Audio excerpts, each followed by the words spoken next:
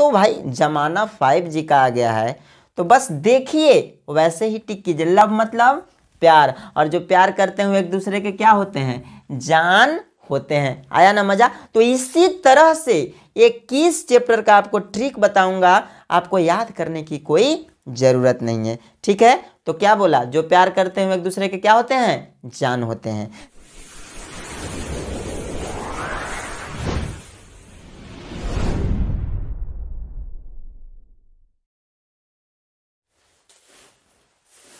Hello my dear students, welcome back.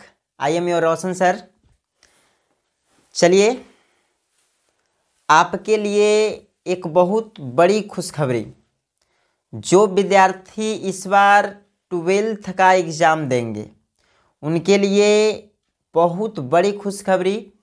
अगर आज तक उन्हें लगता है कि हमें इंग्लिश नहीं आती है या मैं एग्ज़ाम में क्या लिखूँगा, मतलब एग्ज़ाम में कैसे बनाऊँगा, तो चिंता न करें। मैं आपके लिए एक कोर्स लाया हूँ जिसका नाम है एग्ज़ाम मंथन। एग्ज़ाम मंथन, जी हाँ सही सुना आपने, इस कोर्स का नाम है एग्ज़ाम मंथन। ये 1 महीना का कोर्स रहेगा और पूरे 12th का तैयारी हम करवाएंगे 1 महीना के अंदर। ठीक है, इसमें आपको एग्ज़ाम से related chapter by chapter objective, book का ऑब्जेक्टिव, ग्रामर का ऑब्जेक्टिव, है ना, बहुत तरह से करवाया जाएगा। आपका ऐसे वगैरह भी बताएंगे, एप्लीकेशन लिखने के लिए बताएंगे, लेटर लिखने के लिए बताएंगे, यानी पूरा तैयारी ये कोर्स में आपको मिलेगा एग्ज़ाम मंथन। और सबसे बड़ी बात तो यह है कि बिल्कुल फ्री है। जी हाँ सही सुना आपने, बिल्कुल फ्री, रोज़ाना शाम 7 बजे। ठीक है, इसी चैनल पर अगर आप अभी तक कुछ नहीं पढ़े हैं, अगर लगता है कि 100 ऑब्जेक्टिव होंगे जिसमें कैसे मैं बनाऊंगा उस ऑब्जेक्टिव को, तो अब चिंता ना करें। मैं आपके लिए प्रत्येक चैप्टर का जो VVI ऑब्जेक्टिव क्वेश्चन है वो मैं ले करके आया हूँ चैप्टर बाय चैप्टर। तो आपके रेनबो पार्ट 2 बुक का पोएट्री सेक्शन, जी हाँ क्लास 12th का पोएट्री सेक्शन का आज ऑब्जेक्टिव लेकर के आए हैं।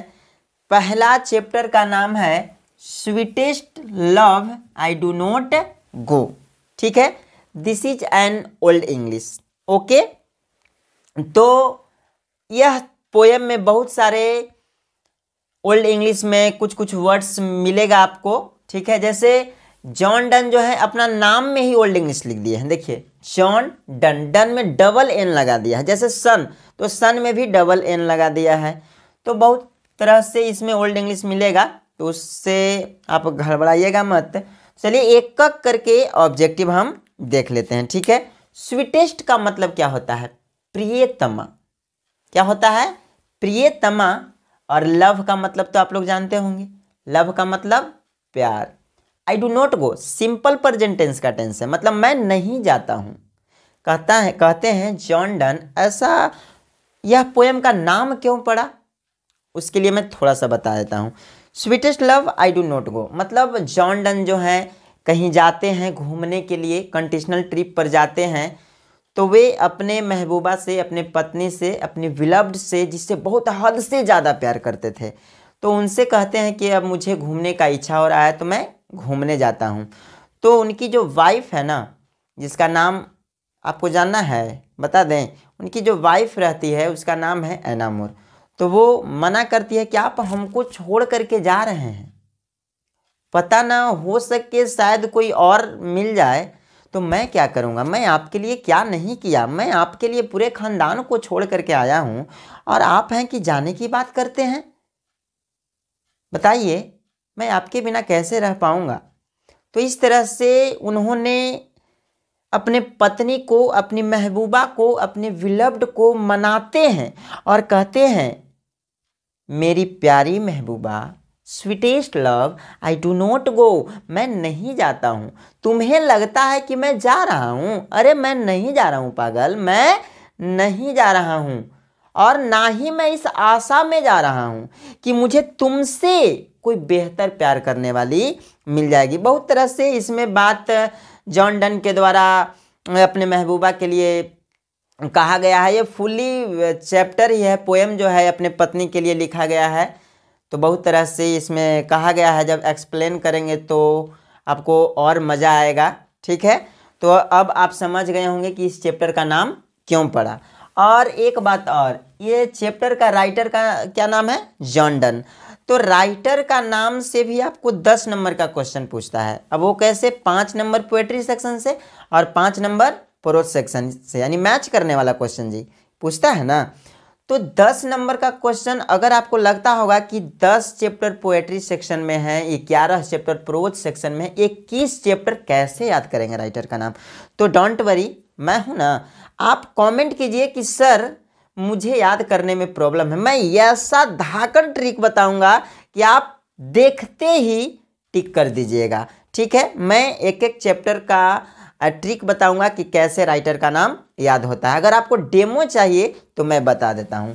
देखिए, sweetest love I do not गो, अभी हिंदी बताया। मेरी प्यारी महबूबा, मेरी प्यारी प्रियतमा, जो कहिए सोना बाबू कोरोना, जो कहिए आपको कह दीजिए। ठीक है, तो मेरी प्यारी महबूबा आई डू नॉट गो, इसका राइटर कौन है? जॉन डन है। अब इसको याद कैसे करना है? अब देखिए, लव मीन्स तो आप लोग जानते होंगे कि लव का मतलब क्या होता है जी। लव का मतलब क्या होता है? प्यार होता है। और प्यार कभी आपने किया है? नहीं किया है। अगर करेंगे तो पता चलेगा। लव, जो लव करते हैं ना, जो प्यार करते हैं ना, वे एक दूसरे के जान होते हैं। सही कहा ना? क्या होते हैं? जान होते हैं। तो इसको रिलेट करेंगे। जॉन डन तो है ही, ये प्रोनाउंसिएशन है, ये उनका नाम है। बट हमें तो भाई जमाना 5G का आ गया है, तो बस देखिए वैसे ही टिक कीजिए। लव मतलब प्यार, और जो प्यार करते हैं एक दूसरे के क्या होते हैं? जान होते हैं। आया ना मजा? तो इसी तरह से 21 चैप्टर का आपको ट्रिक बताऊंगा, आपको याद करने की कोई जरूरत नहीं है। ठीक है, तो क्या बोला? जो प्यार करते हैं एक दूसरे के क्या होते हैं? जान होते हैं। चलिए मैं इस चैप्टर की ऑब्जेक्टिव की बात करता हूं। आइए, तो पहला ऑब्जेक्टिव क्वेश्चन इसमें है, who has the poem sweetest love I do not go. Sweetest love I do not go, who has the poem. अब यहां पे देखिए एक मिस्टेक है, who has the poem. Who has written यहां पे होना चाहिए। क्या होना चाहिए? Written the poem sweetest love I do not go. अब सही क्वेश्चन हुआ, who has written the poem sweetest love I do not go. तो ये याद करने की जरूरत है जी। Sweetest love I do not go के लेखक कौन है? किसके द्वारा लिखा गया है भाई? तो जॉन डन। जो प्यार करते हैं वह जो है एक दूसरे के क्या होते हैं? जान होते हैं। और सही बात है भाई, इसमें प्यार का ही जिक्र किया गया है, तो क्यों ना हो जान, है ना। तो who has written the poem sweetest love I do not go, चाहे तो इसको आप ऐसे ही बना सकते हैं, who has the written poem sweetest love I do not go. ठीक है, चलिए दूसरा है, what type of poem was John Donne. अब देखिए जॉन डन जो है किस प्रकार के पोएट हैं भाई? किस प्रकार के कवि थे? अब तो है नहीं, ये तो अल्लाह के प्यारे हो गए हैं। तो what type of poet was John Donne, किस प्रकार के जॉन डन कवि हैं? तो मेटाफिजिकल, याद रखिएगा, किस प्रकार के कवि? मेटाफिजिकल, दैट मीन्स आध्यात्मिक। ये आध्यात्मिक कवि थे। मतलब इनका जब आप पोएम पढ़िएगा ना तो अंदर से एकदम झकझोर जाएगा। ठीक है, बट एक्सप्लेन करने वाला सही होना चाहिए। राइट, हम करेंगे आपको। तो what type of poet was John Donne, किस प्रकार के कवि थे? मेटाफिजिकल। तीसरा क्वेश्चन है, तीसरा क्वेश्चन कहता है कि when was John done born. When was John done born, यानी जॉन डन का जन्म कब हुआ था? तो कब हुआ था? 1572 ईस्वी में हुआ था। जॉन डन का जन्म कब हुआ था? 1572 ईस्वी में। चलिए चौथा क्वेश्चन है, कहता है कि John Donne was born in, यानी जॉन डन का जन्म कहाँ में हुआ था? 1572 में हुआ था। कहाँ में हुआ था भाई? तो लंदन में हुआ था। कहाँ में हुआ था? लंदन में हुआ था। देखिए इनका जन्म लंदन में हुआ था। एक एंटी कैथोलिक फैमिली में इनका जन्म हुआ था और वहाँ जो पूरे समूह था वह कैथोलिक धर्म के लोग रहते थे। तो कैथोलिक धर्म के लोग रहते थे वहाँ लंदन में, मतलब पूरे इंग्लैंड में रहते थे, कैथोलिक धर्म के लोग रहते थे। और इनका जन्म हुआ था एंटी कैथोलिक धर्म में, ठीक है। तो इनको फिर बेचारे को रिलीजन के वजह से, धर्म के वजह से, क्योंकि इनका जन्म एंटी कैथोलिक में हुआ था और पूरे इंग्लैंड में जो था ना कैथोलिक धर्म के लोग रहते थे, तो इनको धर्म के वजह से इनको ऑक्सफोर्ड यूनिवर्सिटी से निकाल दिया गया था विदाउट डिग्री। बिना डिग्री के इनको बाहर निकाल दिया गया था। अब सोचिए कोई यूनिवर्सिटी में बेचारा पढ़ रहा है और उसको बलपूर्वक मतलब बाहर निकाल दिया जाए, डिग्री ना दे करके विदाउट डिग्री बाहर निकाल दिया जाए तो कैसा लगेगा? फील कीजिए, है ना। तो ये बेचारे मारा थे विदाउट डिग्री, इनको ऑक्सफोर्ड यूनिवर्सिटी से निकाल दिया गया था धर्म के वजह से, क्योंकि इनका जन्म जो था हुआ था एंटी कैथोलिक फैमिली में, ठीक है। चलिए तो इनका जन्म कहाँ हुआ था? लंदन में हुआ था। 5वां नंबर क्वेश्चन कहता है कि done was studying in which university. अभी हमने क्या कहा, जब ये पढ़ाई किए थे तो कौन सा यूनिवर्सिटी से पढ़ाई किए थे? ऑक्सफोर्ड यूनिवर्सिटी से पढ़ाई तो किए थे, बट इनको डिग्री नहीं दिया गया था। इनको विदाउट डिग्री बाहर निकाल दिया गया था बिकॉज हिज रिलीजन, धर्म के वजह से इनको ऑक्सफोर्ड यूनिवर्सिटी से बाहर निकाल दिया गया था, क्योंकि ये एंटी कैथोलिक फैमिली में जन्म लिए थे। तो ये कौन से यूनिवर्सिटी से पढ़े थे? तो ऑक्सफोर्ड यूनिवर्सिटी से ये पढ़ाई किए थे। ये 5 क्वेश्चन हो गया। अगर आप इसे नोट करना चाहते हैं तो स्क्रीनशॉट ले लीजिए। फिलहाल एक बार और रिवीजन कर देते हैं। Who has written the poem sweetest love I do not go. तो sweetest love I do not go के राइटर कौन है? John Donne. किस प्रकार के कवि थे? मेटाफिजिकल। जन्म कब हुआ था? 1572 ईस्वी में। कहाँ हुआ था? लंदन में। कौन से यूनिवर्सिटी में पढ़ाई किए थे? ऑक्सफोर्ड यूनिवर्सिटी में, ठीक है। चलिए आइए 6ठा नंबर क्वेश्चन। 6ठा नंबर क्वेश्चन कहता है कि John Donne was forced to leave Oxford University without a degree because of his. यानी इसका मतलब है, कहता है कि John Donne was forced. Force का मतलब होता है बल, बलपूर्वक, ठीक है। John Donne was forced to leave Oxford University without a degree because of his. यानी जॉन डन को ऑक्सफोर्ड यूनिवर्सिटी से बलपूर्वक बाहर निकाला गया था। क्यों? क्योंकि उनका क्या था? धर्म था एंटी कैथोलिक। तो यहाँ पे किसके वजह से उनको बाहर निकाला गया था? रिलीजन के वजह से। किसके वजह से बाहर निकाला गया था ऑक्सफोर्ड यूनिवर्सिटी से? रिलीजन के वजह से बाहर निकाला गया था। बताइए, इंसान पढ़े और बिना डिग्री के बाहर निकाल दे तो बताइए कैसा लगेगा? जो जॉन डन के साथ हुआ था, फील कीजिए। आगे 7वां नंबर क्वेश्चन कहता है कि John done died in. John Donne का मृत्यु कब हुआ था? तो 1631 ईस्वी में जॉन डन का मृत्यु हो गया था। जन्म लिए थे 1572 ईस्वी में और मृत्यु हुआ था 1631 ईस्वी में, ठीक है। 8वां नंबर क्वेश्चन कहता है कि John done was dash years old when he accepted ordination in the Anglican Church।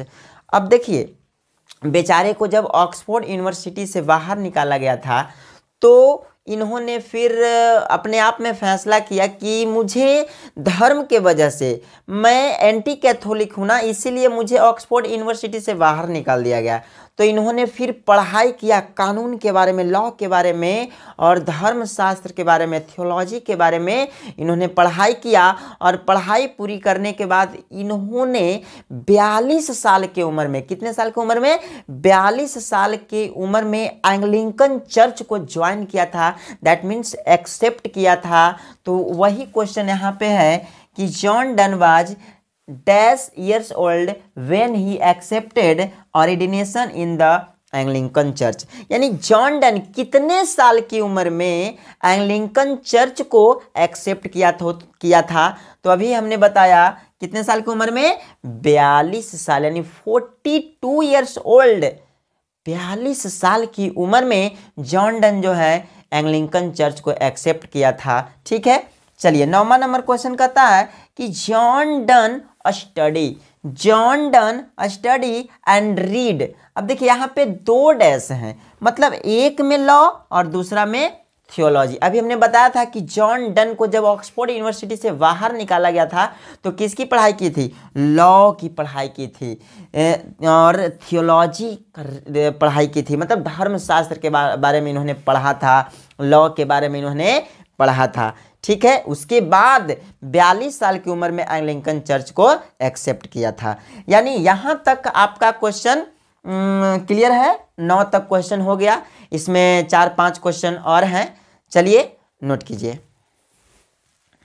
10वां question, 10वां कहता है कि what type of poem is sweetest love I do not go. अब देखिए यहाँ पे कहता है कि sweetest love I do not go किस प्रकार की पोएम है? व्हाट टाइप ऑफ पोएम, किस प्रकार की कविता है sweetest love I do not go? तो बताइए, इसका नाम ही है love, sweetest love I do not गो, है ना? तो ये किस प्रकार का कविता होना चाहिए भाई? तो लव पोएम है। किस प्रकार का कविता है? Love poem. ठीक है, पूरा पोएम में, पूरा कविता में लव के बारे में बताया गया है। यानी जॉन डन अपने महबूबा से हद से ज़्यादा, अपने बिलव्ड से, अपने प्रेमिका से, अपने वाइफ से हद से ज़्यादा प्यार करते हैं और वह कंडीशनल ट्रिप पर जब जाने की बात करते हैं तो वही उनको समझाते हैं। ठीक है, तो ये लव पोएम है। अब आगे कहता है कि इन विच कैटेगरी, कौन से कैटेगरी में है of poem sweetest love I do not go? कहता है कि in which category of poem sweetest love I do not go. Sweetest love I do not go किस कैटेगरी का पोएम है? यानी किस कैटेगरी का है? तो लव पोएम, लेकिन किस कैटेगरी का पोएम है? तो लैरिक है। किस कैटेगरी का पोएम है? लैरिक। लैरिक का मतलब होता है मधुर, सुर, ताल, मतलब एक प्यार मोहब्बत वाली बात है ना, सुर मधुर, है ना? जैसे आप एल्बम वगैरह में देखते होंगे लैरिक बाई, है ना? तो इस तरह से किस कैटेगरी का है? लैरिक कैटेगरी का। 12 नंबर क्वेश्चन कहता है where is the narrator going in sweetest love I do not go. कहता है कि sweetest love I do not go में नारेटर जो है कहाँ जाने की बात करते हैं, मतलब कहाँ जाते हैं? तो ऑन अ कंडीशनल ट्रिप पर जाते हैं। वैसे ये जाते हैं यूरोप में, बट ये मेंशन नहीं किया गया है आपके बुक में, तो हम क्या बोलेंगे? कंडीशनल ट्रिप पे जाने की बात करते हैं। देखिए अभी हम स्टार्टिंग में आपको बताया थे कि किस लिए जाते हैं, इनको घूमने का मन करता है, तो ये अपने बिलव्ड को, अपने प्रेमिका को छोड़ करके कहते हैं कि मेरी प्यारी महबूबा जो है मैं घूमने जा रहा हूँ। तो इनकी जो वाइफ है, इनकी जो पत्नी थी, वो इनको मना करते हैं कि नहीं, मैं आपके लिए पूरे खानदान को छोड़ करके आया हूँ, मैंने आपसे लव किया है, आपने मुझसे लव किया है और मैं आपके लिए पूरे खानदान को छोड़ करके आया हूँ और आज आप मुझे छोड़ करके जा रहे हैं। ये कहाँ की नाइंसाफ़ी है भाई? हो सकता है कि कोई और लड़की आपकी ज़िंदगी में आ जाए तो मैं क्या करूँगा?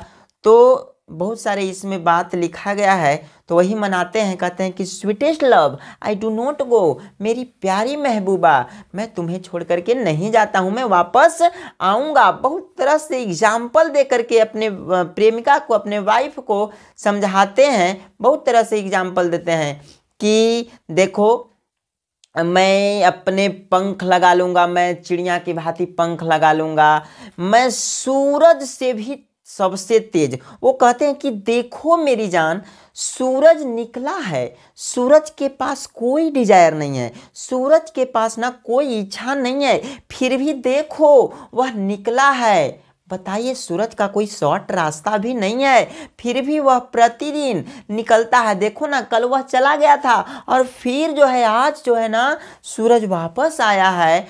तो मैं क्यों, सूरज के पास तो कोई इच्छा नहीं है, लेकिन मेरे पास इच्छा है। मैं तुम्हारे लिए वापस आऊँगा, मैं सूरज से भी सबसे तेज मैं तुम्हारे लिए वापस आऊँगा। बहुत तरह से बात अपने प्रेमिका को, अपने बिलव्ड को कहते हैं कि बताइए, मैं आपकी वजह से मैं पूरे खानदान को छोड़ दिया और आप जा रहे हैं।